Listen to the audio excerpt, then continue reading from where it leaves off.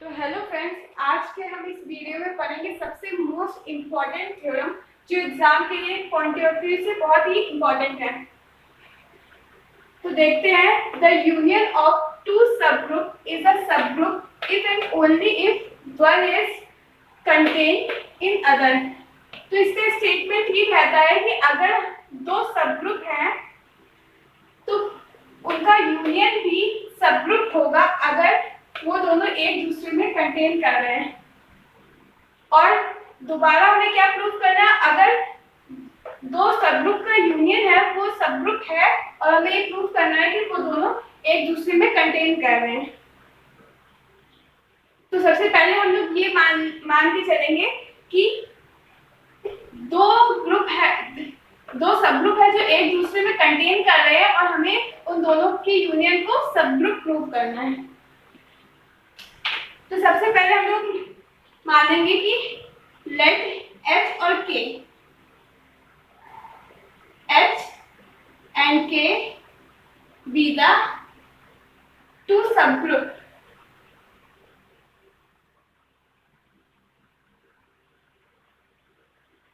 of G।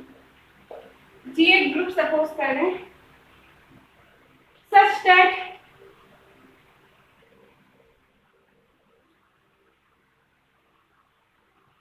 कि वो दोनों एक दूसरे में कंटेन कर रहे। That means H contains in K and K contains in H। Contain का मतलब ये होता है कि H के जितने एलिमेंट हैं वो K में होंगे और यहाँ पे K के जितने एलिमेंट होंगे वो H में होंगे और कंटेन का ये साइन होता है, ये देखिए। अब इसके बाद हम लोग लिखेंगे कि हमें क्या प्रूव करना है। We have to show that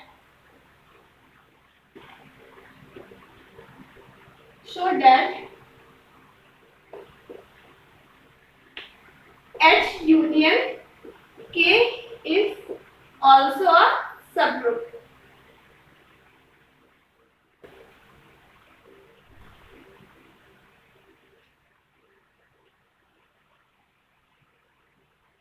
तो इसे शो करने के लिए सबसे पहले हम लिखते हैं when अगर H जो है वो कंटेन कर रहा है K में,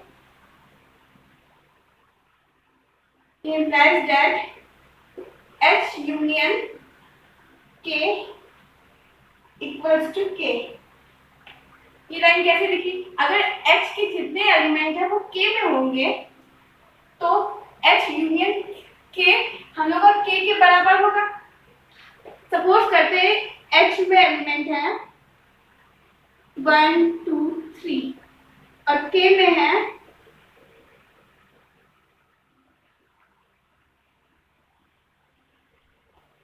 1 2 3 4 5। तो अगर इनका यूनियन देखें हम H यूनियन K क्या है 1 2 3 4 5।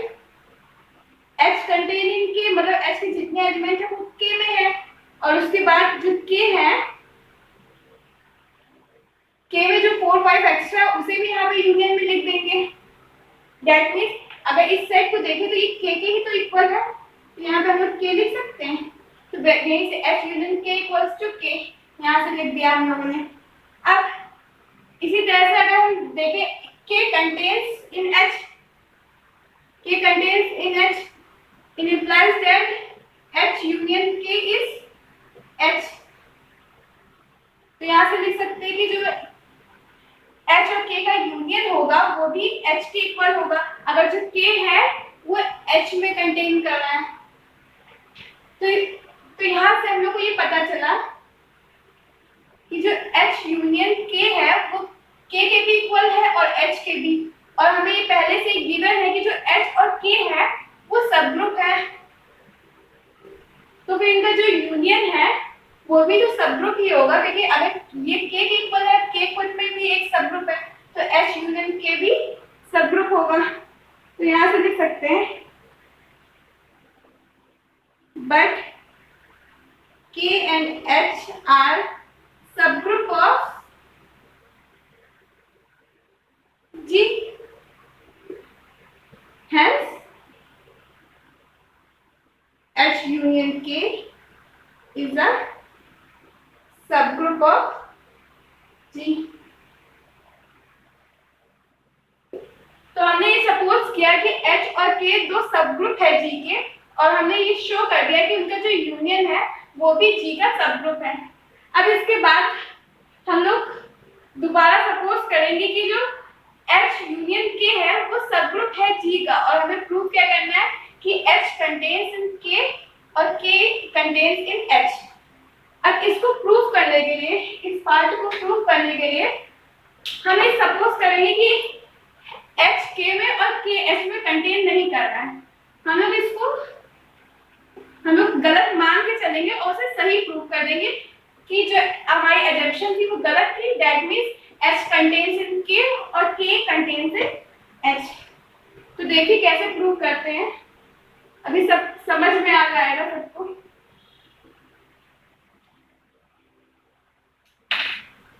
देखिए कन्वर्सली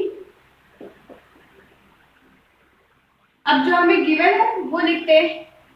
हमारे पास क्या गिवन है, if H union K is the subgroup of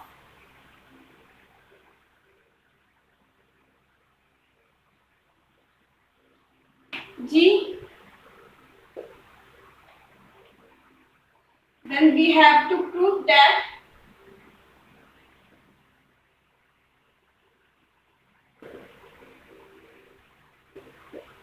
K not contains to H and H not contains to K। हमें प्रूफ तो करना है कि ये दोनों कंटेन कर रहे हैं एक दूसरे में, लेकिन हम लोग ये सपोज यहाँ पे हम लोग कंटेन लिखते हैं क्योंकि हमें प्रूफ ही करना है कंटेन का। कंटेन, अब हमें प्रूफ करना है कि K कंटेन्स इन H और H contains in K। But हम लोग ये सपोज करेंगे let K not contains in H and H not contain to K। तो हम लोगों ने यहाँ पे अपोजिट प्रूफ कर लिया है, सपोज कर लिया। अब इसको लेके चलेंगे।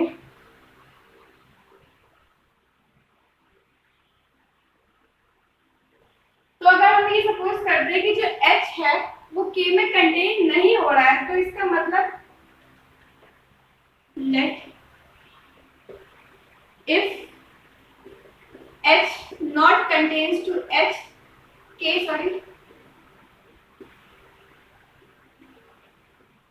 it implies that there exists an element A belongs to H and yes, such that जो भी लिखें such that A does not belongs to K। अगर हमने ये सपोज किया कि H K से बिलोंग नहीं कर रहा है, H K में कंटेन नहीं है, तो यहाँ पे अगर हमने सपोज किया कि A कोई एलिमेंट जो H से है, तो वो जरूरी नहीं है कि वो भी K से बिलोंग कर रहा है। दैट मीन्स हमने A कोई ऐसा एलिमेंट यहाँ पे लिया है H से जो कि K में बिलोंग नहीं कर रहा है।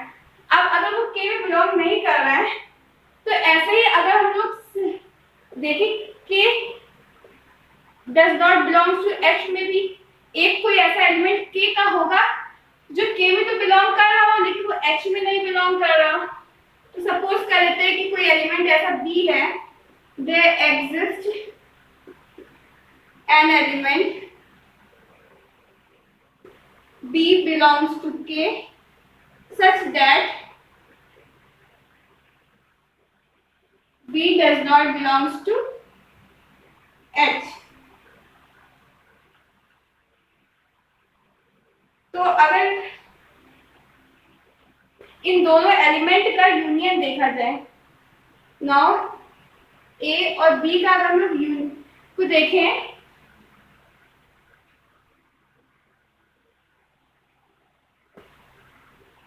ए हमारा एस से बिलोंग कर रहा है और जो बी है वो हमारा के से बिलोंग कर रहा है। दैट मीन्स ए और बी हमारे किससे बिलोंग करेंगे, एच यूनियन के से।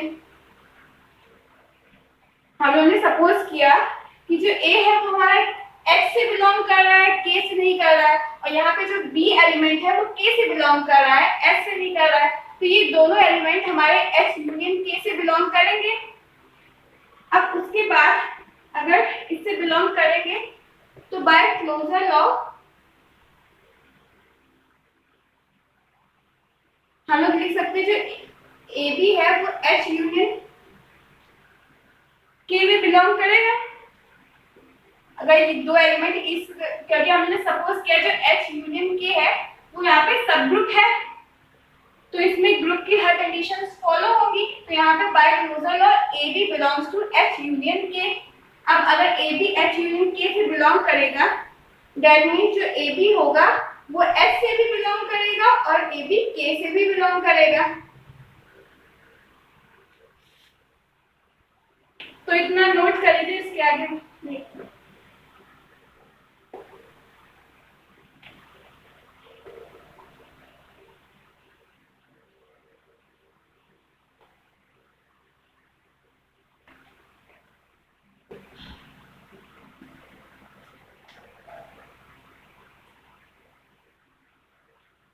तो हम जैसे कि हम पहले लिखे थे कि जो ए है वो एस से बिलोंग कर रहा है और जो ए बी है वो भी एस से बिलोंग कर रहा है। तो अगर ए एस से बिलोंग कर रहा है तो भी ए इनवर्स भी एस से बिलोंग करेगा। तो हम लोग लिख सकते हैं a inverse a b belongs to H. अब जब बात करें एसोसिएटिव लॉ से, ए इनवर्स ए बी, इसको इस तरह से लिख सकते हैं, और किसी भी एलिमेंट और उसके इनवर्स का मल्टीप्लिकेशन आइडेंटिटी के इक्वल होगा। तो यहाँ से क्या आ जाएगा, जो बी है वो एस में बिलोंग कर रहा है, पर हमने यहाँ पे क्या सपोज किया था, जो बी है वो एस में बिलोंग नहीं कर रहा है, तो यहाँ पे जो हमने एजम्पशन की थी वो हमारी गलत प्रूफ हो गई। अब ऐसे ही हम लोग प्रूफ करेंगे जो हमारा ए है वो के से बिलोंग कर रहा है।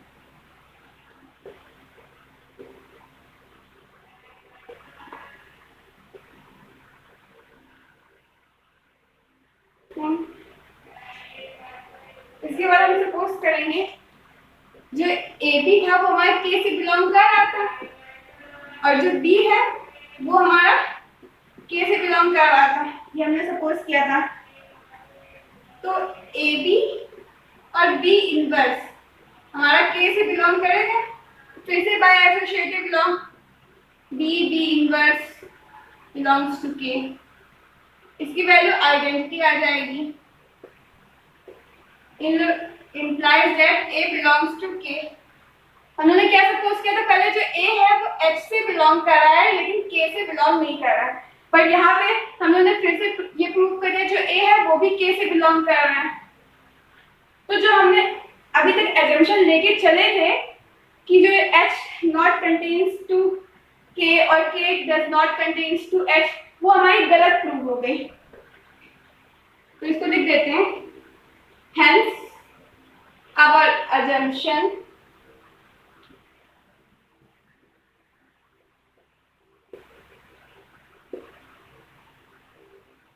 that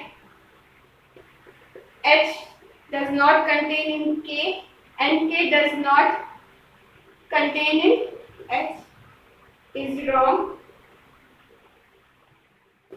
तो हम क्या लिख सकते हैं, thus H contain in K and K contain in H। तो यहाँ पे थ्योरम हम लोग की कंप्लीट हो गई।